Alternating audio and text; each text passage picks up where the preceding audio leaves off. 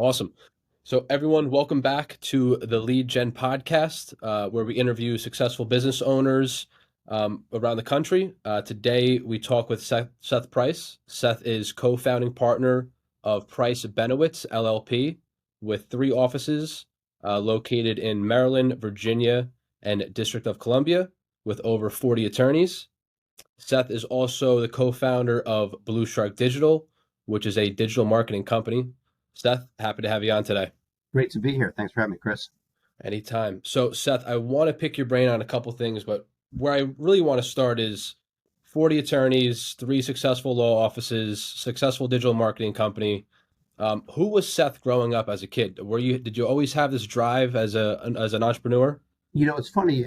I've been reflecting on that a lot, and I know like people like John Morgan always talk about like that people with paper routes, were more successful later in life. And why didn't I have a paper route? I realized I grew up in New York City, so it was a professional service that brought newspapers to our door. I don't know if it was union or not, but it was like a thing. It wasn't like some kid on the corner. It was like a whole operation going to apartment buildings. But I did have the opportunity later in life. I volunteered on some political campaigns. I wanted to be a page in Congress and worked on a campaign. And it turned out they needed to get newspapers to 100 apartment buildings in my neighborhood in New York City. Wow. And so they gave me like 4,000 newspapers and like $3,000 and said, do it. And I remember like went out, got like little kids in the building who were like, let's say, I don't know, at the time I might have been 14, and I found kids who were like 11, 12, 13, paid them $3 an hour, which was the going rate then, and had them each do a building or two. They went out, did their building, came back, fed them pizza, sent them back for 2 more, and that was sort of the beginning of the entrepreneurial journey. Awesome. I was I went to college, took a year off, and did some interesting stuff. But I came back to law school, and my goal was never to practice law. My dad was a lawyer. I went to law school because in like 92, there just weren't jobs. The 80s were over. It wasn't a big boom. So I went to protect myself for a few years. And I came out and I took a legal job, and because like it paid well, and what else, you might as well check the box. You go to law school, at least get some experience at a law firm. So I went to a big corporate firm, but I wasn't particularly good. I was not a great associate. Like my attention to detail wasn't there, and I wanted to be a client. I loved what the clients were doing. They were doing these roll-ups of value-added resellers for Microsoft, and there were really neat things, working on stock option plans, how do you incentivize employees, and I loved it, but I didn't want to be doing I was terrible at the paperwork, and I didn't enjoy it. I just wanted to be a client, and so was lucky enough to get myself out of the practice of law, even though, ironically now, I have a law firm, but I look at it as an operator and a visionary, not as somebody who sits there with a caseload. So interesting. So you already knew how to leverage human resources at an early age. I mean, I didn't realize that I did, but in reflection back now, I think that it was clear that was sort of, I like building stuff. So the good news is, how to do stuff. It's just figuring out, do you have a viable widget to replicate? And, now 200-person organizations, and, there's a lot of stuff you learn over the years. Like, it's funny how I see you and think of you as the generation 2.0 from my perspective. And, the stuff that like was sort of, we started just building, adding people, building. And it wasn't until sort of in more recent years, the last 5 years, a lot of emphasis on culture and team and how do you, and the fact is BluShark was started with that concept or got to it very quickly. Whereas the law firm really had to retrofit from a place that we built, we took who we could, but it's not until you have critical mass that you can really, I believe, have the luxury of figuring that out. I remember BluShark's more recent in my memory. Law firm, a lot of PTSD from the early days. But even there, at BluShark, we took who we could get. It wasn't until you had a brand and people wanted to work for you. I now have friends like in my neighborhood, their kids want to be interns or work for us. It's a thing. They say, I didn't even know you owned it. I heard about this, I read about it, I want to work for it. That's one place to be versus you hang a shingle or you start a company and you take whatever you can get. I mean, obviously you hope you're going to screen, but it's not like you have a lot of gumption. You don't know how to recruit, you don't know how to bring in that big funnel of people. And similar with the law firm, our first admin, I think was an ex-con that couldn't type. I mean, it's not a recipe for success, but over time, Sure. you get lucky, you make some good hires, they stick, and history is written by the victor. Those people can really, be the glue that helps you build and grow. And learning as a leader how to put people between you and the staff. As I've grown, as we've pyramided these Hmm. businesses, I still think I'm 25 years old. Hmm. Clearly, the staff does not. At BluShark, if I walk in the room, it's like their father's yelling at them even if I haven't said anything. It's like my kids. Uh-huh. And at Price Benowitz, I have found, and like I have a junior person, Price, and on the staff of one of my two organizations. I have to be careful so I can at least make it gray. Hmm. And the person is not performing great, and I try to keep somebody between me and them. But just today, they did something, they didn't do it right. I'm trying to instruct them and like, look, there's a fine line between browbeating and like not accepting crap. 100%. And I was like, look, you have to do this. This is table stakes. And as I'm saying it, I realize that it's coming out. Like the young me could get away with it as part of them, but as I'm now the middle-aged guy, It's hopefully changing. become, and I really, really shouldn't ever say a single word. In a perfect world, everything would get filtered through somebody else except for direct reports. And as I get to that discipline, and I'm 98% there, although I failed today, it really makes a big difference because then again, is it good? Is this person a turd that really shouldn't be doing work the way they're doing it? No. Should somebody turn the screws on them and say you can't do it this way? But like, you know what? Let's say it's $5,000 or $10,000 worth of lost labor because they're not doing it right. It's bad for the entire company if you become that guy who's just like calls them out in public and says you can't do this and Hmm. makes a big deal. Now, answer behind closed doors, but the best answer is literally to as you build and scale, making sure you have that order of command and that you let those people bring it down, understanding it will not be as rapid fire or as direct if you do it yourself. It's Hmm. just if you want to have that bigger built organization and you try to do it directly, it's pretty tenuous. My question with that is, and that's so interesting. So what's one thing that you look for as you're hiring? Like as Seth is hiring, like what are some like key takeaways, some key things that you see in someone to hire?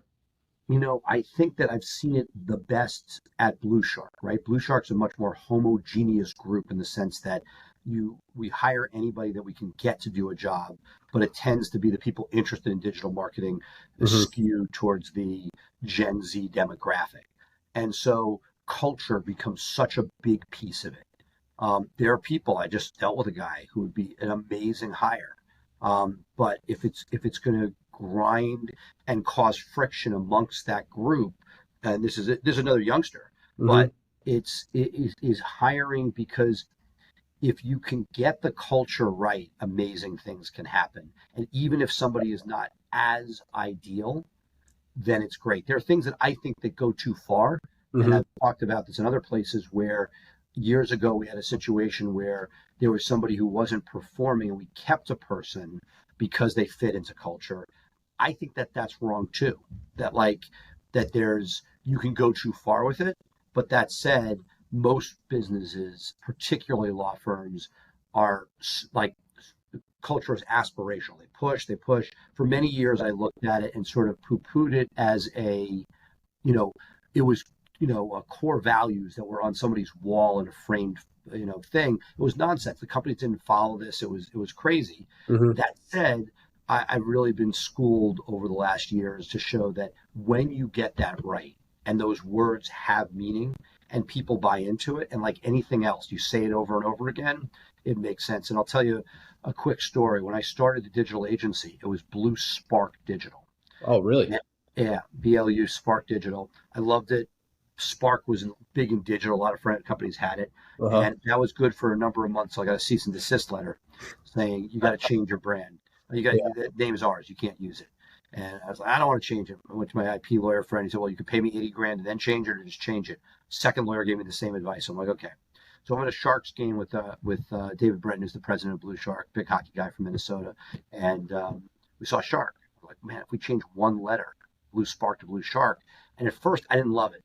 Every time they answered the phone back in the day when we answered phones, Yeah. I was like, It's like, oh, that's not our name. It's Spark. It's not sure. And then Yeah.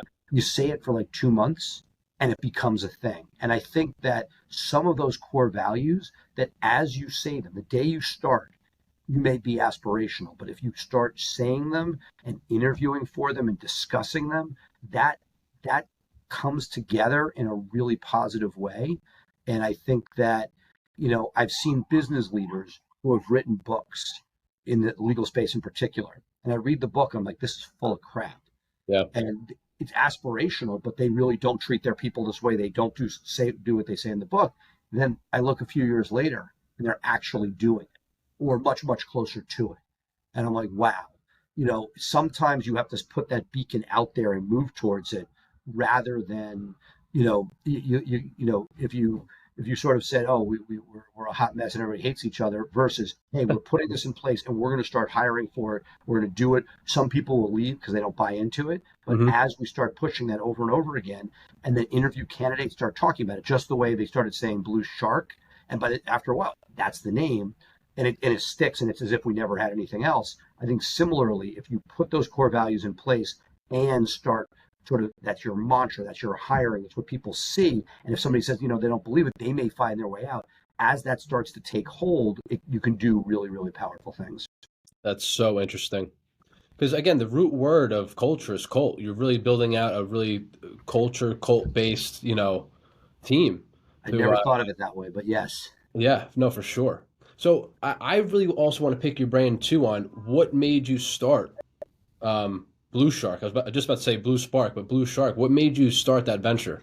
It was kind of a passion play. Like I had done it, like the thing that a mentor of mine said, which was if we can do it for we can we've done I did it for myself, I can do it for you. That was sort of the concept, but that Hmm. really wasn't it. It was we had built a really effective in-house team, probably 8 people at the time, and to a certain extent, my story was every 2 years I'd have a guy. One time it was a woman who would be with me for about 2 years. They'd be Hmm. my right hand person, and then they all spun out. Not to do something like one became a sports agent, one went to fight like AIDS internationally. Hmm. Um, All over the one place. one stayed in digital, but I was sick of it. Every 2 years, sometimes 18 months, sometimes 30 months, somebody would spin out, and I was sick of continuously retraining that head of my group. Yeah. And I wasn't paying enough. Like it was paying an in-house salary. And I realized if I could take what was a cost center and turn it into a profit center, and frankly, almost like a communal, if I could get the best people, my managers paid 6 figures, and have a head of content, a head of links, a head of paid, and all these people firing at the highest level, they could then put people under them. And I had this vision that we would be able to service people, not just Blue Shark, not just Price Benowitz by Blue Shark, but all these other people, and that at scale gave opportunities I never could get. And to this day, we really don't have major attrition. Um, you know, I'd say post pandemic, we've lost one person we didn't want to lose to grad school, but it's really, that is, we have people that want to be there. They buy into core values. It's a sight to behold, and I can't take that much credit for it. I put the stuff in motion, but it is the team that I helped put together and Yeah. empowered our president, David Breton, we call him Breton, to be able to put that together with a superstar named Gabby who runs ops and, our head of accounts and our head of links that are just, these people have come together and gelled and created stuff and created the culture that Hmm. met people where they were at. That was not my greatest strength. I knew that it was important, but these are the guys that actually created it and live it. And that's why when somebody goes to get hired, I take a step back, whether it's a friend's kid for an internship or if it's somebody, wanting a higher level position. My attitude is if they can figure out that this person fits within that culture, then great. And while I'll interview them, I'll defer to their thought as to whether or not this will work within the confines of what we built. Because if you don't do that and you take people that are complete outliers, it never ends well. So it sounds like you took your talents and your know-how from your early days in New York and brought that into Blue Shark as well. Look, you grow like you can take the boy out of New York, can't take the New York out of the boy. Like I mean, like Exactly. there were things that it scares me. My kids are growing up in the DC suburbs of Bethesda. Hmm. grit is something that's really important in life. I mean, I could tell you have it. You're putting this podcast together. You know, the way you talk, direct. You figured out who you want to speak to. You ask. You don't ask, you don't get. Right? We're sitting here having this Yep. conversation, um, and so I think that had this concept. I was pre-Giuliani New York, before Giuliani is what you think of Hmm. him today. The city was in trouble. It needed to be cleaned up, and it was a pretty scary time. Like kids had mugging money. Like Yeah. I was really fast. That was my superpower. Was I was a fast kid, didn't have any coordination, but I Yep. could outrun muggers. But that was literally a thing. And so when you sort of have those things, I mean, with helicopter parenting, these guys are like chauffeured while they're watching their phone from place to place, vacations all around the world. They have a very nice life. They're in school, they're doing their best. But that concept of creating something, and again, New York was a playground. I could, from a very early age, had access to the subways. You're probably too young to remember Bernie Getz, but it was a seminal moment in New York where somebody got fed up with the danger and he was mugged, and he pulled out a gun and shot the guys who were mugging him on the subway. Hmm. And this was a time where things were very uncertain. But the good news was there was a lot of freedom. You could do things. You could walk into a store and just get a job. There was no, it was just. And again, I don't want to be like, oh wow, it was so long ago. But there were things that I had access to in the non-digital world that I think made me who I am today. No, 100%. And on the grand scheme of things, it's really not that long ago when you look at going back to the 70s and 80s. But also too, so going back to Blue Shark and your background, who were the first couple customer? Were they all attorney customers for Oh Blue yeah, Shark? all attorney. All, yeah. Until we moved into medical a few years ago, we were all attorneys. So I think it was some very small firm in the South, Hmm. that did this. I had been speaking at conferences, the legal marketing conferences, Interesting. and I'm a pretty frugal guy. And I learned early on that if you speak, two things happen. One, it's free, and Hmm. free is better than paying, especially when you have a fledgling law firm. And second, the cool networking very often goes on in the green room. The other speakers, Hmm. and just being a speaker itself, third, people look at you differently. And so I really enjoyed it. And I looked around one day. I was the only guy who didn't have a widget to sell. Everybody else was selling something. And I was just like talking about digital because I liked it. And I was doing it and sharing it. And so that was sort of an interesting turn of events where I realized that, by connecting, so we met some people early on, they took a shot at us. And it didn't take long. The world of digital marketing, I think, has evolved a lot. When we started, there weren't a lot of great options. I could Hmm. genuinely say that I did not see an option that I liked. By today's standards, there are some amazing agencies out there that just at the time there were agencies, but none of them, I think most of those first generation agencies didn't end up making it. They were not cutting edge enough Hmm. to compete in today's world. No, 100%. I'm finding that now with my marketing agency, same thing. One thing that's really popping off right now is podcast production. You're now seeing a lot of attorneys, your financial advisors, your ex-sports players, current sports players that are reaching out now to do podcasting. So I think it's a It's and, really it, and cool. and also how it looks. Like even the decision we're recording today on Riverside, right? That Mhm. takes some thought. I do a couple podcasts. They're on Zoom. They're not ideal. The quality's not perfect. And as I see people that do it right, it does make a difference. And I'm sort of jealous when you have stuff lit and you have the conversation. I think that the what we're seeing with the Kelsey brothers is sort of taking this to a new level because it's 100%. on so many different levels because I'm watching it as a sports fan. My 10-year-old daughter is watching this as Taylor's boyfriend, Yeah. and it's showing us that conversation. Now those are now celebrities, Mhm. but that concept of communication. I started a podcast a number of years ago with my buddy Jay Ruane, and we basically just banter back and forth. And to a certain extent, just like the Kelsey brothers, if nobody's watching it, they'd probably be doing it. It's just time to hang out with your brother. For me, it's with my my, 100%. my work buddy.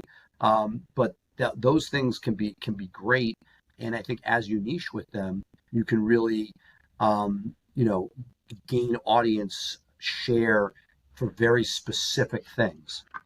I agree. I also think that too, that obviously, as you know, NFL players, their careers are only so long. So to build a digital presence and a platform going forward is so, so important. Yeah, absolutely. Look, that's a crazy. not talked about thing. Like the fact that we have, the fact that these careers are so short shows you just how violent that sport is. Yeah, And so 100%. anything they can do to sort of, thankfully they're paid decently while they're there, assuming they get some years in the league. But it is certainly many of those guys. If you think about it, to make it to the NFL, right? That meant you were the best in Pee Wee sports. You were the best in high school. You were the best at a Division I stage. Like the leadership that you've had, the way people have looked at you, like these are guys that are, for the most part, pretty, charismatic. I would say interesting, but like leaders. They've figured out stuff that most of us are trying to figure out how to replicate, and they've sort of just have it in their DNA that's gotten them there. 100%. I mean, And also too, like I just got contacted by, I won't say his name just yet because we're in talks, but he's one of the starting linemen for the Cowboys that wants to start his own podcast. So again, going back to building out that platform and what you said, they're very, very intelligent. A lot of people think they're jocks and they're just athletes. They're very, very smart. and some are. I mean, Yep. look, but a lot of these guys today that have navigated this stuff, especially, look, the good news is when you get NFL, you have, with the NFL, you generally have people who've gone to college, depending on Hmm. the school, more or less classroom time. I had the pleasure in baseball. Very often, a lot of our idols never went to college. Hmm. And so I met one of my baseball idols in a suite a couple months back, and it was kind of sad because I love the guy on the field, and I have a picture of him, and we had a pleasant conversation. We talked for an Yeah. hour, but it was really. I mean, this guy was a leader on the field and did all those things. But one of the great things that I would like to, Chris. I'll tell you when I'm in charge. This is going to be my rule. Okay. If you play two games, if you enter two games in a money sport for the NCAA, which is going to be controversial, we got to figure Mhm. this out. We're Yep. going to do Title IX. We're not going to do Title IX. I'll leave that to you and your people. But if you play some sort of threshold number of things that they're making real money on, whether it be football, basketball, for women it may be gymnastics. If Hmm. you're in a money sport where money is made, right? They have the NIL deals, which is awesome. But in my world, I would have done if the NCAA had done this, I think they would have pushed off this whole NIL thing, which is not necessarily great. It was great, but it's the Hmm. best they can do. But had they done this, where everybody who does that is guaranteed a 4-year ride at any NCAA school, like you could transfer it. So let's say you're at Texas A&M, you get injured, you've played 3 games, you now over the next 10 years could use your 4 years anywhere, and they'd figure out the money. But the idea is that if you're going to play in this great, and again, I think finally it's bust. Now they have the NIL deals, which is awesome. And I think it's been a travesty all these years how it's gone on. But the Yeah. idea is if you're making the NCAA money, there should be someone. So I'll get off my soapbox and go back to you. No, that's super interesting because my brother is actually going through the process now. He started at Virginia Tech as a lineman, went to Boise, now he's at Kent. So I see how the portal is operating right now, and it's honestly, Seth, it's crazy. It's the But, wild, but, wild. think, but look, at least that's there. It used to Yeah, be if you didn't like your coach, you were done. you were done. The coach Exactly. hated you, you were done. Yeah. And so, like, I don't want to make a value. I don't want to make a value judgment if it's good or bad. But Yeah. what I will say is, look, he's had that. But let's say at some point he's injured, it's done, Done. right? Okay. If you don't come with a family of means, who's Hmm. paying for college now? And that's crazy. That you basically, it's like workers' comp. There should be workers' comp for college players. That if you get Great a point. career-ending injury that you can't continue, or you're cut from the team, or whatever it is, that there's some sort of guarantee so that you can at least come out with an education. That's the quid pro quo. It doesn't exist. Nobody's listened to me, but it really don't look No, good. that's super interesting. I'm going to think about that for sure. But as we wrap up this great conversation, I want to know, with the 2024 year just starting, what are some goals for Blue Shark and your law offices as well? I would say two. One on the law firm side, I do both personal injury as well as fee for service. And Hmm. on the personal injury side, we've done a really nice job of having attorneys work as part of intake. So when somebody calls, it connects them. And this is analogous to the lead gen world because you'll appreciate this. On the non fee for service side, we generally have intake people and lawyers that get connected with. There's usually a lapse in time who Hmm. sign. Look, we do very well. 15 million in criminal or some nonsense like that. Wow. But the idea is I'd like to be able to put a lawyer to be solely dedicated towards helping people at the moment they need it, and then making sure that it's not a bait and switch, but it's part of a team that gets them to an attorney to do the work. So that's the first thing. On the digital side, this is the piece that I'm seeing, which is as a legacy organization now, 8 years in, I think one of the things for SEO, and that's my real passion, has been that people historically have paid a fee for SEO. Let's say it's $5,000 a month, hypothetically. They've paid that for a long time. In the lead gen space, cases are worth so much. Let's say take PI.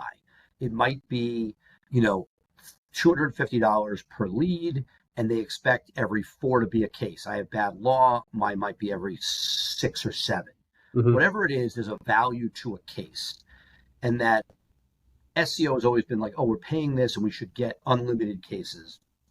And I think that with time, as lawyers become more sophisticated business people and they have marketing people, that the thought of adding additional resources beyond the basics, where if you're getting, I'm making this up, 15 cases off the web and you're spending $5,000, could you spend $15,000 and get 30? Meaning, is there a way to leverage additional? So that's sort of what I'm thinking a lot about is, can we push people? And again, it's self-serving, but that as lead gen gets more and more expensive and sort of sets a bar as to what a cost per case is, coming behind that and saying, hey, if you're willing to pay $1,500 a case for a PI case, and rather than paying us $5,000, let's see what those extra $10,000 could do, because $10,000 with a lead gen is an additional 6 cases. If we can figure out how to get more than that, is this a smart way to do it, and does it have compound interest over time? So that's what I'm thinking about these days. So do you guys also take like a percentage of the case No, influx, or zero. just Zero. zero? Okay, interesting.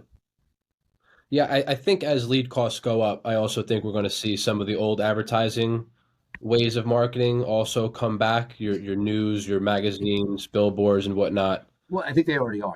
I'm They seeing are, that, yeah. much more. But the flip side is, let me ask you this. I think that people are dying to get back to TV, but TV keeps getting squeezed. So it still works, yes. More brands, still has to be converted. But this is what's scary. I know it still works. I get it.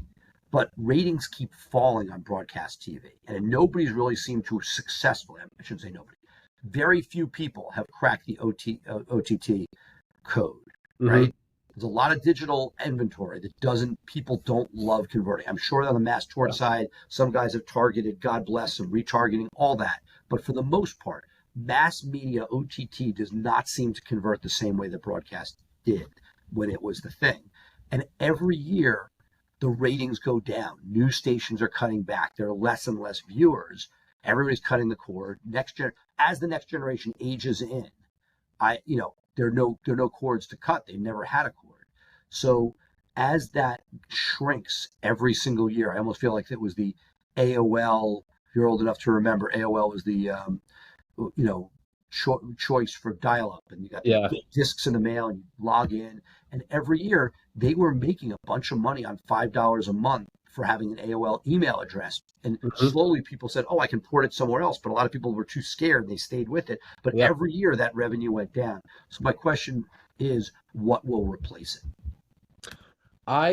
When we talk about TV, I always say that the reason why the ratings are so low is because people now, I feel like the podcast format of the raw conversation. It's not too professional. It's not too glitz and glamour. Where they rather hear like almost like a Joe Rogan style conversation rather than a really professionally shot product. Right. Plus, it's extended form. I'm the generation before, so to me it was Stern. I listened to Stern growing up, and he does. I mean, Hillary Clinton did a 2.5-hour interview with him.